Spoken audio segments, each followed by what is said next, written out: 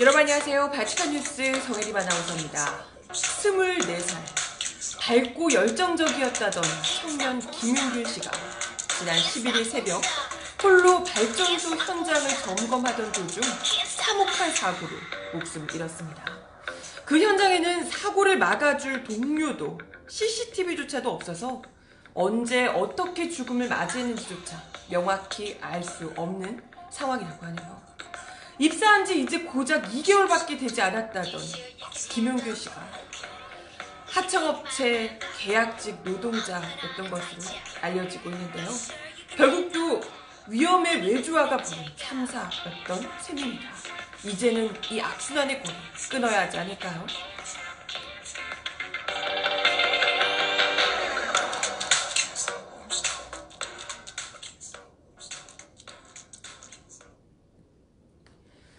네, 여러분 어서 들어오세요. 발칙한 뉴스 정혜림 아나운서입니다. 오늘 정말 너무 가슴 아픈 소식으로 시작을 하게 됐는데요. 어제 이 뉴스를 처음 접하고도 충격적이었지만 기자들에게 취재하고 있는 기자들에게 관련한 소식이 이제 올라오는 걸 들으면서 정말 너무 화가 나고 너무 슬프고 가슴이 아프더라고요. 이제 고작 24살이고 심지어 12월 6일이 생일이었대요. 생일이 정말 그 며칠 전 얼마 지나지 않은 정말 창창한, 미래가 너무나도 창창한 그런 청년이었는데요. 대학 졸업하고 군대 다녀오고 처음으로 입사한 이곳에서 입사를 한 지 2개월 만에, 고작 2개월 만에 이런 안타까운 사고를 당하게 됐습니다. 충남 태안화력발전소의 운전 정비를 담당하던 하청업체 한국발전기술이라는 회사에서 소속이 되어 있는 청년이었고요. 올 9월에 입사를 해서 그것도 1년 근무하면 정규직으로 전환이 되는 조건으로 일을 하는 하청업체 비정규직 노동자였다고 합니다. 이렇게 사진은 많이 공개돼서 보셨을 텐데요. 고 김용균 씨입니다. 부모님의 또 유일한 외동아들이었어요. 고작 입사 2개월 만에 밤샘 일을 하다가 홀로 그것도 컨베이어 벨트에 끼어서 참혹한 모습으로 발견이 됐다고 하는데요. 현장에서 워낙 이 공장 안이 어두워서요. 처음에는 제대로 발견하지 못했다고 해요. 그것도 이 김용균 씨가 가지고 있던 휴대폰이 플래시 모드로 돼 있는 채로 같이 발견이 됐다고 하는데 워낙 어둡고 이러다 보니까 그 안쪽에 공장에서 주어지는 플래시도 없었다 그래요. 그걸 달라고 요구를 했는데 그것도 안 줘서 휴대폰으로 플래시 라이트를 비춰서 이 안쪽을 들여다보다가 아무래도 사고를 당한 것 같다, 이렇게 이야기를 하고 있습니다. 제대로 설비조차도 제대로 갖춰지지 않은 상황에서 홀로 그 새벽에 일을 하다가 그것도 CCTV도 없어서 정확히 언제 사망했는지조차 알 수가 없었다고 하고요. 같이 일하는 동료가 없었으니 도와줄 사람도 없었고 뒤늦게야 연락이 계속해서 안 되니까 찾아 나선 동료들에 의해서 겨우 발견이 됐는데 시신이 너무 참혹해서 동료들이 바로 경찰을 불렀다고 합니다. 너무 참혹해서 손도 대지 못하고 그랬다고 해요. 유일한 외동아들을 잃은 부모님의 심경이 어떠셨겠어요? 얼마나 무너져 내리셨겠습니까? 빈소를 이제 사측이 찾아왔는데 사측을 향해서 내 아들이 죽었는데 다 무슨 소용이냐 하면서 울부짖으셨다고 할까요? 뒤늦게 찾아와서 이렇게 뭐 죄송하다 어쩌다 하는 게 정말 무슨 위로가 되겠습니까? 부모님의 그야말로 유일한 희망이고 기쁨이셨을 텐데 그런 아들이 참 또 첫 직장이고 이렇다 보니까 워낙 밝게 또 자긍심도 대단했다고 하고 이것저것 하고 싶은 것도 많고 해서 뭐 공부도 굉장히 열심히 하고 이런 청년이었다고 해요. 이런 청년이 유일한 희망이었을 아들이 끔찍한 사고로, 그것도 차마 보기 어려울 정도로 참혹한 시신으로 돌아온 모습을 어느 부모가 감당할 수 있었겠습니까? 부모님도 그렇고 정말 이 동료들의 충격도 어마어마했을 겁니다. 현장에 일하고 계신 분들이요, 한 7, 80%가 용규 씨처럼 20, 30대 젊은 사람들이었다고 합니다. 같이 놀고 막 했던, 같이 일하고 했던 동료가 맨날 일하는 이 작업장에서 처참한 모습으로 목숨을 잃은 것을 봤는데 그 트라우마가 어떻겠습니까? 정말 제대로 일하기도 쉽지 않을 것 같다, 이런 생각이 들고요. 트라우마가 엄청나겠죠. 그러니까 더 화가 나는 겁니다. 아니 왜 대체 고작 입사 2개월밖에 안 되는 청년이 뭘 제대로 알겠어요. 그런 청년이, 이건 뭐 보통 회사에서도 저희만 해도 그냥 뭐 위험한 일이 아닌데도, 아닌 언론사에서도 수습을 몇 개월씩 하거든요. 혼자서 뭘 일하는 게 아니고 정말 또 이런 상황에서는 무조건 숙련된 선배와 같이 가서 선배들이 따라다니면서 일을 배우고 이렇게 하기 마련인데, 고작 입사 2개월밖에 안 된 청년이 왜 그 새벽에 혼자서 작업장 점검을 하고 있었는지, 그것도 제대로 보이지도 않아서 휴대폰 플래시로 이렇게 보면서 왜 그러고 있었는지 묻지 않을 수가 없는 거죠. 실제로 동료 노동자들이 2인 1조 업무를 돌리지 않고 혼자서 일을 하도록 만든 게 이 안타까운 사망 사건의 주요 원인이다라고 꼬집고 있습니다. 이 컨베이어 벨트가요, 굉장히 힘이 세다고 합니다. 고무 자체가 돌아가는 게 힘이 굉장히 세서 실제로 이 기계에 몸이 딸려가는 일들이 왕왕 있다고 합니다. 그래서 실제로도 비슷한 무슨 협착 사고들이, 이런 컨베이어 벨트 이렇게 쓰고 하는 데서 협착 사고들이 종종 있었죠.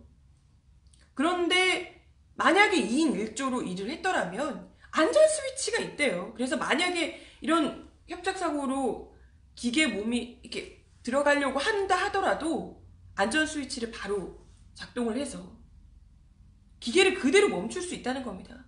죽지 않았어도 될 사고, 한 사람이라도 같이 2인 1조로 들어갔으면 죽지 않았어도 될 사고였다는 거예요. 바로 뭐 기계를 멈출 수도 있었을 테고요. 설사 만약에 뭐 팔이든 어디든 사람이 있어서 기계를 좀 늦게 멈춰서 뭐 사고가 났다고 하더라도 바로 구급대를 불러서 사망에 이르지 않도록 할 수도 있었겠죠. 빨리 구조를 어떻게든 했었겠죠.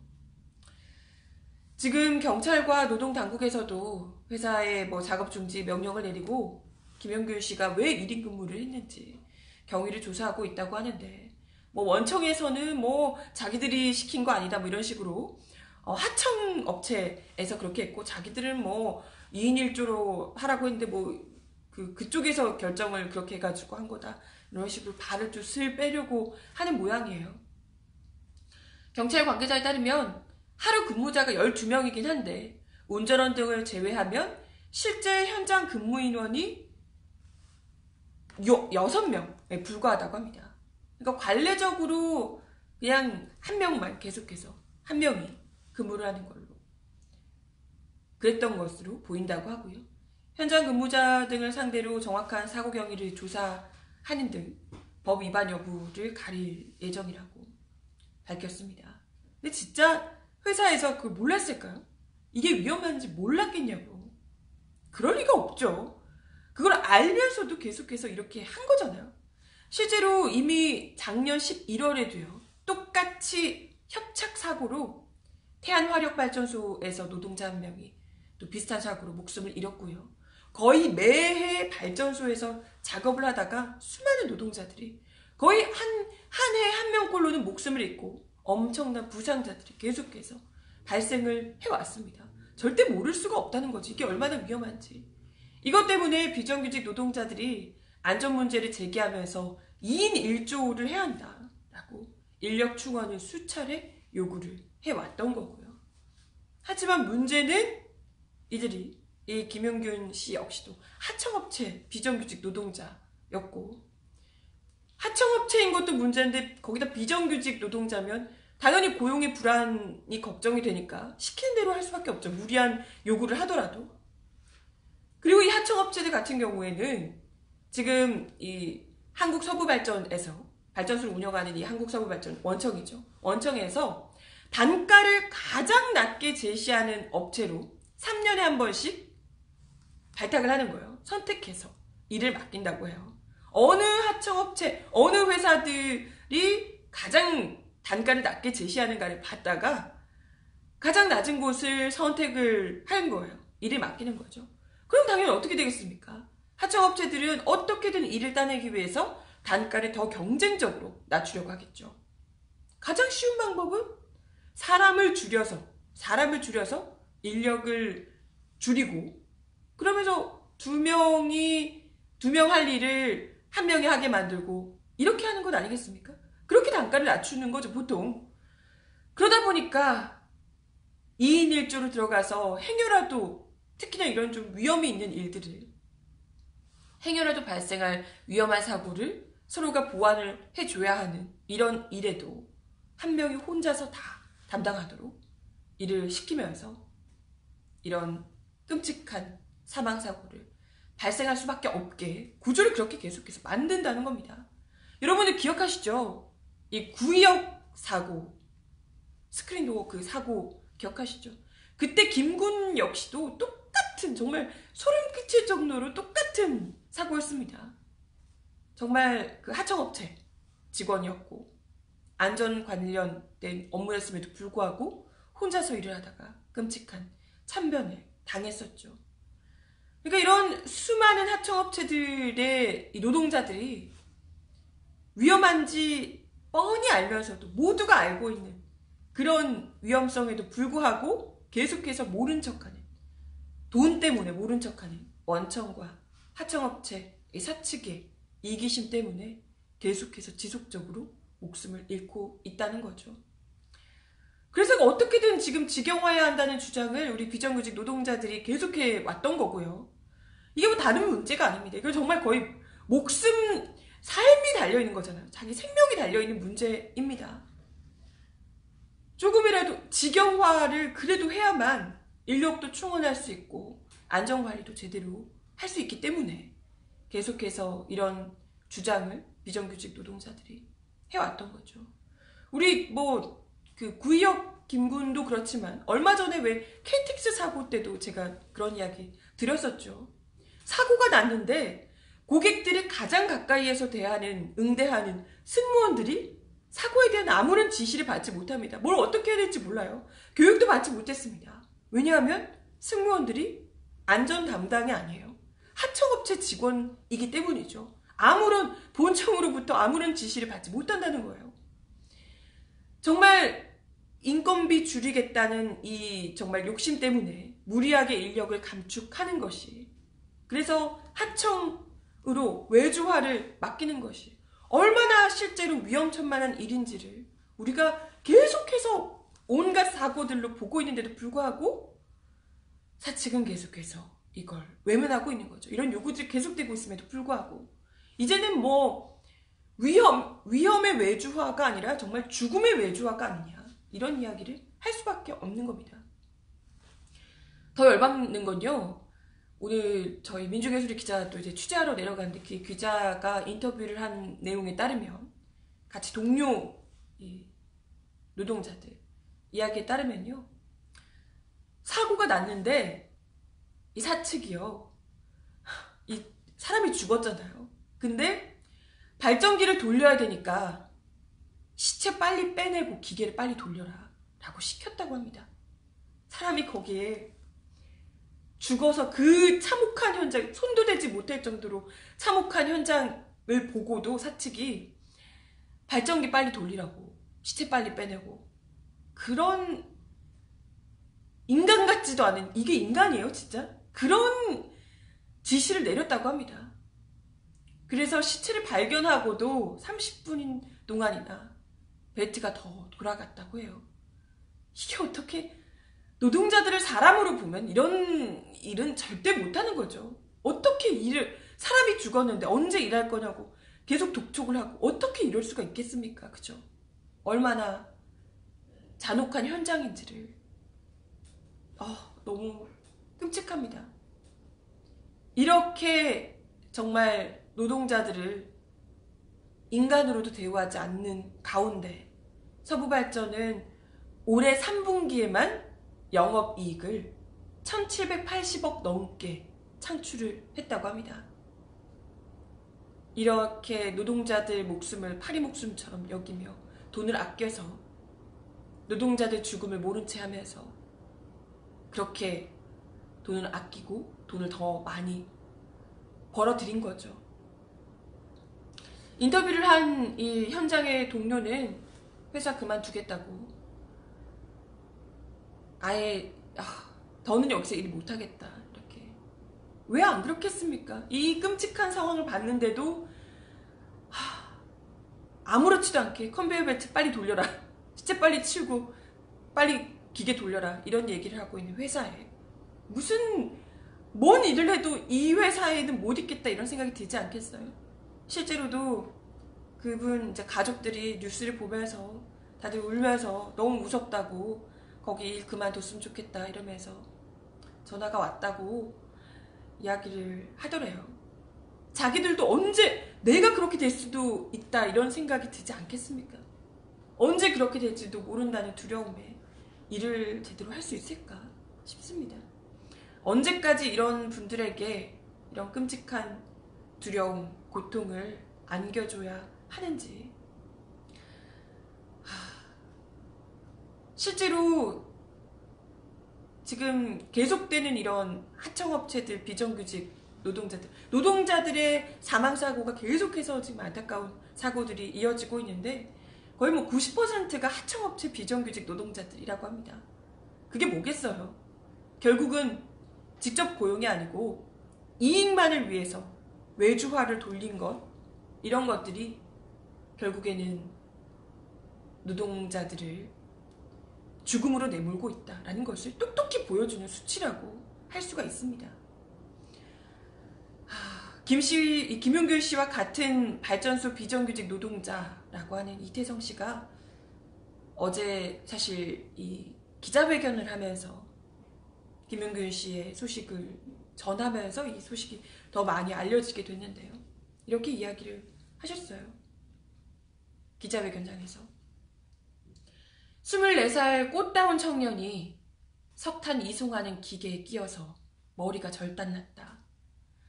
지난 10월 18일 국정감사장에서 정규직 안 해도 좋다, 더 이상 죽지만 않게 해달라 라고 이야기를 했었다. 그런데 오늘 또 동료를 잃었다. 이제 더는 내 옆에서 죽는 동료를 보고 싶지 않다. 이렇게 이야기를 하시면서 눈물을 흘리셨다고 합니다. 지금 이분들이 뭐 대단한 요구를 하는 게 아니거든요. 당장 우리 동생일 수 있고 우리 아들, 딸일 수 있고 조카일 수 있는 이런 정말 생떼 같은 귀한 목숨들 더는 허무하게 잃지 않겠다는, 정말 이건 절박한 외침이고 비명입니다. 이젠 여기에 귀를 기울여야 할 때가 아닐까. 다시 한번 보는 고 김용균 씨, 눈도 너무 선량하고요. 너무나도 열정적이고 선하게 살아왔던 청년입니다. 이 청년이 문재인 대통령과 만나고 싶어 했다고 이렇게 직접 사진도 찍었죠. 문재인 대통령이 만납시다 라고 얘기하면서 이 원래는 기자회견 여기에 같이 하겠다고, 비정규직 문제를 어떻게든지 해결을 같이 해보겠다고 노력했던 청년이라고 하는데 이제는 더 미루지 않았으면 좋겠어요. 이걸 뒤로 미루는 순간 또 어떤 안타까운 청년이 목숨을 잃게 될지 너무나도 두렵습니다. 이제는 정말 죽음의 외주화 문제 제발 좀 해결했으면 좋겠네요. 네, 너무 기사를 보면서 너무 마음이 아파서 이야기를 좀 여러분들께 같이 드리고 싶어서 이야기를 가져와 봤는데요. 이런 소식을 전해드리면서 다른 뉴스들, 나경원 의원이 자유한국당 원내대표가 됐다, 이런 뉴스도 있고, 다른 뉴스들도 많았는데, 이런 뉴스를 봐서 그런지 또 다른 뉴스를 뭘 할까를 보다가 이게 먼저 눈에 들어오더라고요. 어떻게 보면 뭐 중요치 않은 뉴스일 수도 있겠지만 왜 이게 눈에 들어왔는지. 이런 뉴스가 있습니다. 자유한국당 박순자 국토위원장이 국회에서 어제 싸구려 노동판에서 왔냐, 깡패 집단이냐 이런 막말을 쏟아냈더라는 기사가 눈에 먼저 이렇게 들어오더라고요. 노동자들의 이런 안타까운 뉴스를 이야기를 하는데 싸구려 노동판 뭐 운운하는 이런 뉴스가 딱 보이니까 갑자기 막 우라통이 막 치솟으면서 열이 배가 나더라고요. 네, 이게 이제 또 어제 국회에서 KTX 탈선 사고 관련해서 국토교통위원회 긴급 현안 질의를 했는데 여기서 나왔던 발언이라고 합니다. 하필 또 KTX 탈선 사고 관련한 뉴스를 이야기하면서 자기들끼리 이제 긴급 현안 질의를 하면서 이런 이야기가 나온 모양이에요. 여기 국토교통위원회 위원장이라는 자유한국당 의원 박순자 의원이 여기 위원장이신데 이 위원장이라는 분이 이 회의를 진행하면서 싸구려 노동판에서 왔냐 이런 발언을 하면서 물의를 빚고 있습니다. 싸구려 노동판 진짜 이 원래 긴급 현안 질의가 아니 뭐 그럴 수 있죠. 이제 KTX 이게 탈선 사고가 워낙 큰 문제이기 때문에 긴급하게 할 수는 있는데 이걸 하기 전에 보통은 여야 간사 간 합의를 통해서 충분히 좀 의견을 진행을 한 다음에 요걸 긴급 현안 질의를 하게 되는데 그냥 자유한국당 의원들의 의견만 받아서 일방적으로 이 회의를 소집을 했다 그래요. 박 위원장이, 박순자 위원장이요. 그러다 보니까 아니 뭐야 다른 야당 의원들은 신작부터 이제 굉장히 반발이 거셌다는 거죠. 심지어 회의를 개최한다는 얘기도 언론을 통해서 알았대요. 언론에서 회의를 개최한다고 하니까 우리 회의해? 라고 화가 좀 날 수밖에 없겠죠. 그래서 뭐 일방적이다 이런 이제 지적을 의원들이 와서 하니까 박순자 위원장이 자기는 충분히 설명했다 라고 얘기하면서 일방적이라는 표현은 속기록에서 삭제하겠다. 뭐 이렇게 전혀 뭐 이제 아랑보다 뭐 굉장히 독선적으로 이렇게 좀 태도를 취했던 모양이에요. 그래서 민주당 의원들이 이걸 반발하면서 뭐 완장 찾냐 뭐 이런 식으로 좀 항의를 하니까 그게 귀에 거슬리셨던 모양이에요. 무슨 완장이라고 하냐? 어디서 싸구려 노동판에서 왔냐? 싸구려 말을 함부로 하고 있냐? 이런 식으로 얘기를 하셨다고 합니다. 아니 근데 무슨 완장이 왜 싸구려지? 완장 찾냐 이런 게 뭐가 싸구려예요? 국어사전에 그냥 있는 말이잖아요. 완장 이런 거. 보통 신분이나 지위를 나타내기 위해서 팔에 차는 띠 이런 게 이제 완장인데 완장 찾냐 뭐 이런 표현이 뭐가 싸구려라는 건지도 모르겠고 오히려 싸구려 이런 이야기를 하시는 당사자가 더 저급한 발언을 하고 계실 거 아니냐 이런 생각이 드는데요. 그 싸구려 노동판 대체 뭐냐고요. 아니 본인은 뭐 얼마나 고귀한 신분이셔가지고 정말 고귀한 국회의원이시고 본인은 거기다가 거기 또 위원장이셔서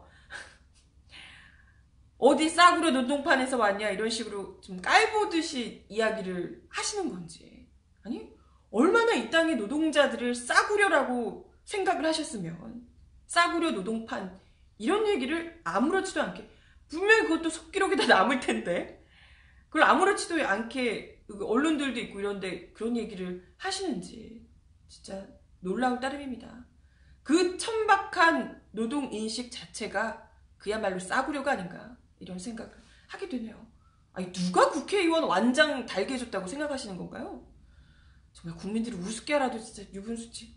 국회의원이라는 사람의 인식의 수준이 이 정도니까 노동자들이 그렇게 쉽게 죽어나가는데도 이 노동 현실이 바뀌지 않는 게 아닌가. 눈 하나 꿈쩍하지 않고 있는 것 아닌가 이런 생각이 들어서 정말 더 화가 나고 속이 상했습니다. 네, 뭐 이런 이야기였고요. 제가 너무 열이 받아서 이야기를 좀 길게 드렸습니다. 계속해서 저희 또 민중의 소리에서도 오늘 이 관련한 김용균 씨 관련한 기사를 집중적으로 좀 보도를 할 예정이에요. 현장에도 많이들 기자들이 내려갔고, 이제 또 특히나 민중의 소리에서 굉장히 또 중요시하는 이런 또 가장 또 가슴 아파하는 이런 뉴스라서 집중적으로 좀 보도를 해보려고 많이들 노력을 하고 있으니까요. 관련해서 올라오는 저희 민중의 소리 기사들도 관심 있게 지켜봐 주시면 감사하겠습니다. 네, 오늘 제가 준비한 내용은 여기까지고요. 네, 추가되는 보도들도 내일 이야기를 좀 더 드려보도록 하겠습니다. 오늘도 발칙한 뉴스 함께 해주셔서 감사하고요. 저는 내일 12시 30분에 다시 오겠습니다. 그럼 좋은 하루 보내시고 모두 다 건강 잘 챙기시고 안전 주의하시고 건강하게 내일 다시 뵙겠습니다. 내일 다시 만나요. 안녕.